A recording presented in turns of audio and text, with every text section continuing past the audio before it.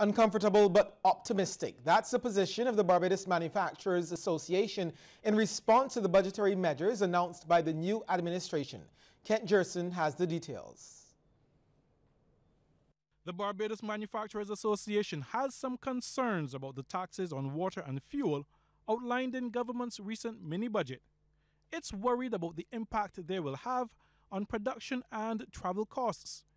BMA Executive Director Sharday Boyce is, however, of the view that while there are not many budgetary alternatives, mechanisms can be implemented to help reposition the sector to survive in an environment of monetary tightening.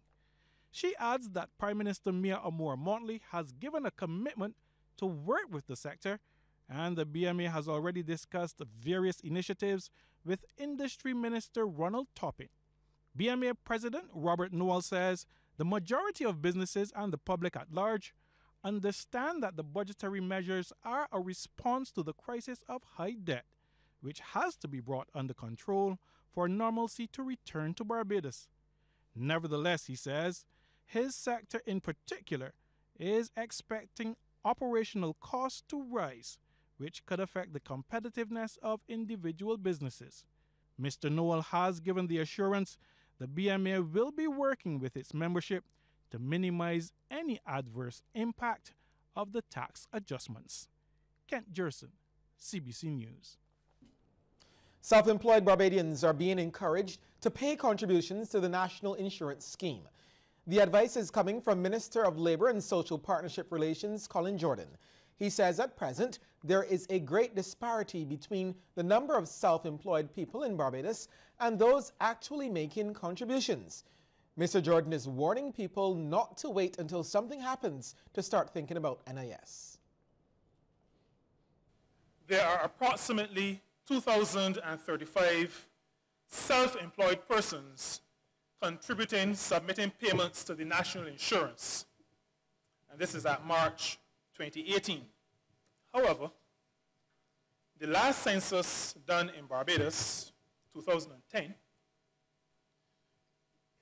the Barbados Statistical Service has estimated that there are approximately 20,000 self-employed persons in Barbados.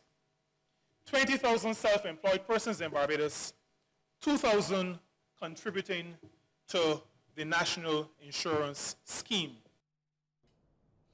Mr. Jordan was speaking during the 51st GEMS Award ceremony of the National Insurance Scheme at the Lloyd Erskine Sandyford Centre over the weekend. Several members of staff were recognized for their invaluable contribution to the fund during the event.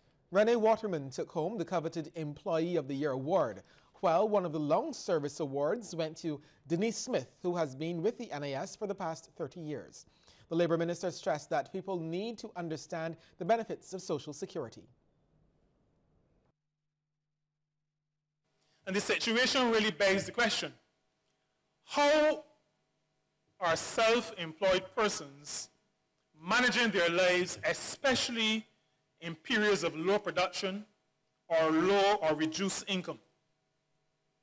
During situations of sickness or invalidity? Are they managing their savings in such a way as to ensure that there are the required funds to support them during their retirement?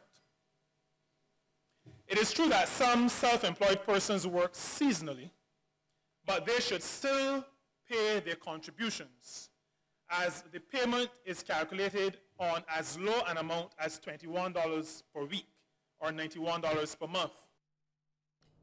Time now to take a look at how stocks traded on selected exchanges across the region.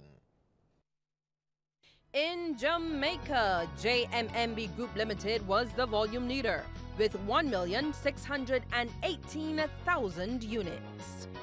In Trinidad and Tobago, First Citizens Bank Limited was the volume leader with 10,991 shares changing hands, all for a value of $384,657.50.